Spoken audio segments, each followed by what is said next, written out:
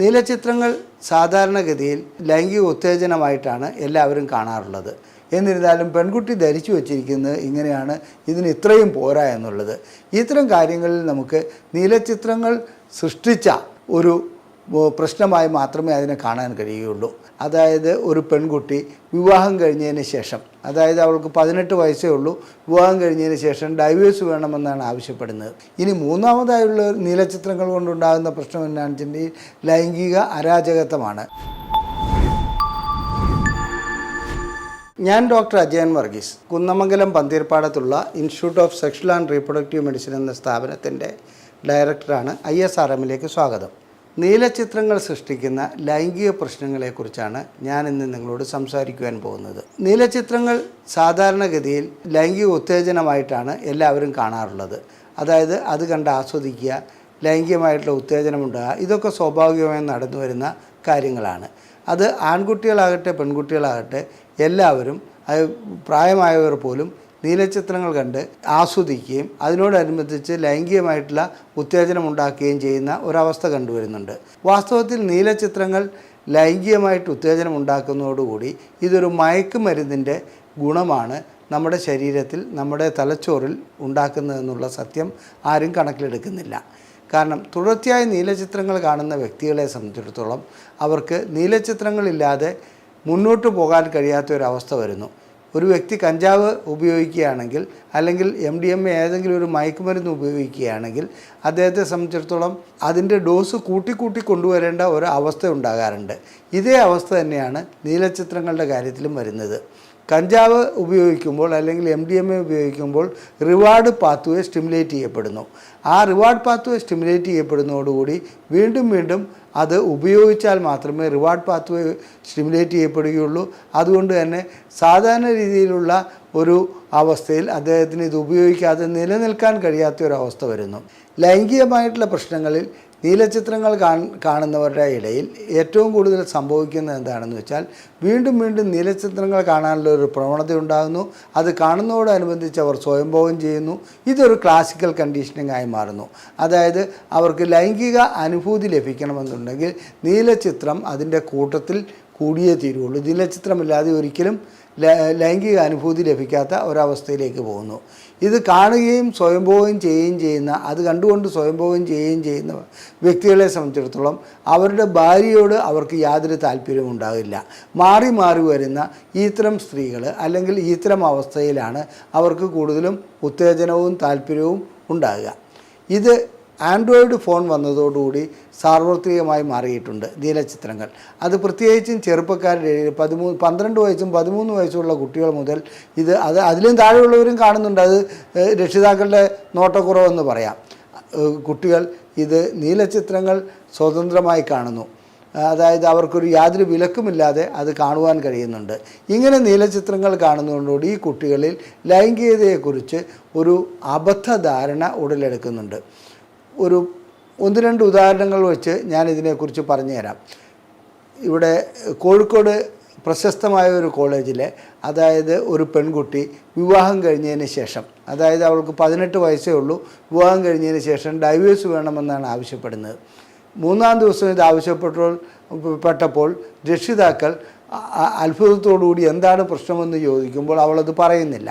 പിന്നീട് ഞങ്ങളുടെ ക്ലിനിക്കിൽ ആ കുട്ടിയെ കൊണ്ടുവരികയും കുട്ടിയോട് ഇവിടുത്തെ ലേഡി കൗൺസിലർ കാര്യം ചോദിച്ചപ്പോൾ ലിംഗത്തിൻ്റെ വലിപ്പം കുറവാണെന്നുള്ളതാണ് ആ പെൺകുട്ടി പറഞ്ഞ കാര്യം. വാസ്തവത്തിൽ ലിംഗത്തിൻ്റെ വലിപ്പം കുറവാണോ വലുതാണോ എന്നുള്ളത് ഈ 18 വയസ്സായ പെൺകുട്ടി എങ്ങനെ അറിയാനാണ്?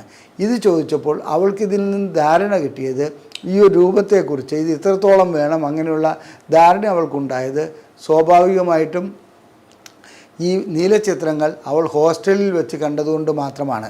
കുട്ടികൾ ഒരുമിച്ച് അവർ റൂമിലിരുന്നിട്ട് മൊബൈൽ ഫോണിൽ കൂടി നീലച്ചിത്രങ്ങൾ കാണുകയും ലിംഗത്തിന് ഇത്രത്തോളം നീളം വേണമെന്നുള്ള ഒരു ധാരണ ഉടലെടുക്കുകയും ചെയ്തു. ഞങ്ങൾ ദമ്പതികളെ, അതായത് ആ പെൺകുട്ടിയുടെ ഭർത്താവിനെ വിളിച്ചു വരുത്തി എല്ലാ പരിശോധനകളും നടത്തിയപ്പോൾ ശരിക്കും അദ്ദേഹത്തിന് ലൈംഗികമായിട്ട് നല്ല ദൃഢതയുണ്ട്, ശേഷിക്കുറവില്ല, ശരിക്കും ബന്ധപ്പെടാനുള്ള നീളവും വണ്ണവും എല്ലാമുണ്ട്. എന്നിരുന്നാലും പെൺകുട്ടി ധരിച്ചു വച്ചിരിക്കുന്നത് ഇങ്ങനെയാണ്, ഇതിന് ഇത്രയും പോരാ എന്നുള്ളത്. ഇത്തരം കാര്യങ്ങളിൽ നമുക്ക് നീലച്ചിത്രങ്ങൾ സൃഷ്ടിച്ച ഒരു പ്രശ്നമായി മാത്രമേ അതിനെ കാണാൻ കഴിയുകയുള്ളൂ. അതുപോലെ തന്നെ ആൺകുട്ടികളുടെ കാര്യത്തിൽ നീലച്ചിത്രങ്ങൾ കാണുന്നതോടുകൂടി അവർ ധരിക്കുകയാണ് അവരുടെ ലിംഗത്തിന് നീളം പോരാ, വണ്ണം പോരാ, അതുകൊണ്ട് എന്നാണെന്ന് വെച്ചാൽ ഉടനെ ഡോക്ടറെ കാണും. 10ഉം 16ഉം വയസ്സുള്ള ആൺകുട്ടികൾ ഒറ്റയ്ക്ക് ഇവിടെ വന്നിട്ട് സാർ എൻ്റെ ലിംഗത്തിന് നീളം പോരാ, വണ്ണം പോരാ എന്ന് പറയുമ്പോൾ ഞാൻ അത്ഭുതപ്പെടാറുണ്ട്. പണ്ടില്ലാത്ത രീതിയിൽ നീലച്ചിത്രങ്ങൾ ഇന്ന് ഈ രീതിയിലുള്ള അബദ്ധധാരണകൾ ആൺകുട്ടികളിലും പെൺകുട്ടികളിലും ഒരു വ്യത്യാസവുമില്ല. ആൺകുട്ടികളും പെൺകുട്ടികളും തമ്മിൽ ഇപ്പോൾ ആൺകുട്ടികളിലും പെൺകുട്ടികളിലും സൃഷ്ടിക്കുന്നതായി കണ്ടുവരുന്നുണ്ട്. ആ ധാരണ നമുക്ക് സെക്സ് എഡ്യൂക്കേഷൻ പ്രോപ്പറായിട്ട് നടത്തുകയാണെങ്കിൽ അത് കഴിയുമായിരുന്നു. ഓ മൈ ഗോഡ് എന്ന നെറ്റ്ഫ്ലിക്സ് അവൈലബിൾ ആയിട്ടുള്ള ഒരു സിനിമയുണ്ട്. അത് നിങ്ങൾ കാണുകയാണെങ്കിൽ ഞാനീ പറയുന്ന ഇതിൻ്റെ അർത്ഥം എന്താണെന്ന് മനസ്സിലാകും. മാത്രമല്ല കുട്ടികൾ വളരെയധികം മാനസിക സമ്മർദ്ദത്തിലേക്ക് പോകുന്നു. അവർക്ക് അവരുടെ ലിംഗത്തിന് വണ്ണം പോരാ, നീളം പോരാ എന്നുള്ളത്. ഇത് പരിഹരിക്കണമെന്നുണ്ടെങ്കിൽ പ്രോപ്പറായിട്ടുള്ള ഒരു സെക്സ് എഡ്യൂക്കേഷൻ വേണം. ഇല്ലെങ്കിൽ എന്നാണെന്ന് വെച്ചിട്ടുണ്ടെങ്കിൽ ഞങ്ങളുടെ ക്ലിനിക്കിലോ അല്ലെങ്കിൽ ഏതെങ്കിലും ഒരു നല്ല സെക്ഷൽ ഹെൽത്ത് പ്രൊവൈഡറുടെ അടുക്കലോ വന്നു കഴിഞ്ഞിട്ട് ഇതിനെക്കുറിച്ച് ചർച്ച ചെയ്യേണ്ട ആവശ്യമുണ്ട്. ഇത്തരം അബദ്ധധാരണകൾ വെച്ച് പുലർത്തരുത്.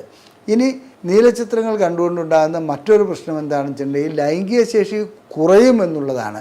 എന്തുകൊണ്ട് ലൈംഗിക ശേഷി കുറയും? നീലച്ചിത്രങ്ങൾ കാണുന്നതോടുകൂടി അവരുടെ റിവാർഡ് പാത്വേ, ഞാൻ നേരത്തെ സൂചിപ്പിച്ച പോലെ റിവാർഡ് പാത്വേ വേണ്ട രീതിയിൽ വർക്ക് ചെയ്യുകയില്ല. അതായത് ഈ നീലച്ചിത്രങ്ങൾ കണ്ടാൽ മാത്രമേ അത് ഉണരുകയുള്ളൂ. അതുവഴിക്ക് സ്വയംഭോഗം ചെയ്യുന്നതോടുകൂടി ക്ലാസിക്കൽ കണ്ടീഷനിങ് ഡെവലപ്പ് ചെയ്തു.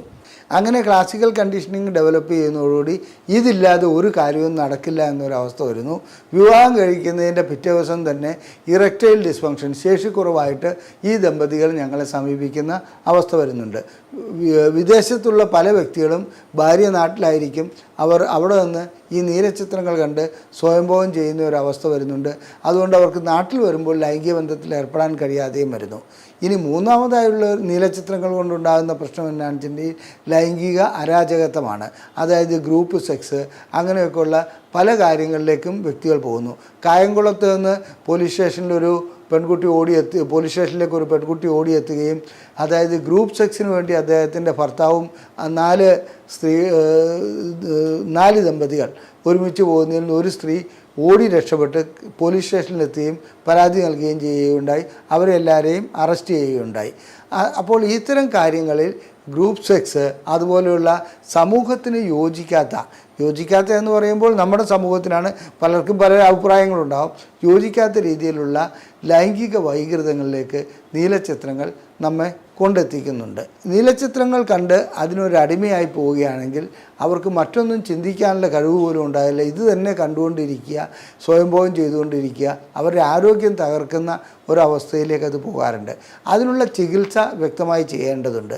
മാത്രമല്ല ഹോർമോൺ വ്യതിയാനം ഉണ്ടാകുന്നുണ്ട്, ന്യൂറോണൽ സ്റ്റാറ്റസിൽ വ്യതിയാനം ഉണ്ടാകുന്നുണ്ട്, മാനസികമായ പ്രശ്നങ്ങളുണ്ടാകുന്നുണ്ട്, ജോലിയിൽ കോൺസെൻട്രേറ്റ് ചെയ്യാൻ കഴിയാതെ വരുന്നുണ്ട്. ഇത്തരം വ്യക്തികളെ ചികിത്സിച്ച് അതിന് പരിഹാരമുണ്ടാക്കേണ്ടത് ഒരാവശ്യമാണ്. അത്തരം ചികിത്സകൾ ISRM നടത്തുന്നുണ്ട്. ഇനി ഇതുകൂടാതെ തന്നെ നീലച്ചിത്രങ്ങൾ കണ്ടതിന് ശേഷം ഏതെങ്കിലും രൂപത്തിലുള്ള ഭാവനാവിലാസങ്ങളിൽ അവർക്ക് സ്വയംഭോഗം ചെയ്യാൻ കഴിയാതെ വരുന്ന ഒരു അവസ്ഥയും ഉണ്ടാകുന്നുണ്ട്.